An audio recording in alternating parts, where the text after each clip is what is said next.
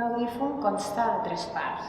El micròfon, que rep la senyal acústica i la converteix en elèctrica, l'amplificador, que amplifica aquesta senyal elèctrica, i l'auricular, que torna a transformar la senyal elèctrica en acústica. En termes generals, hi ha 2 tipus d'audiòfon.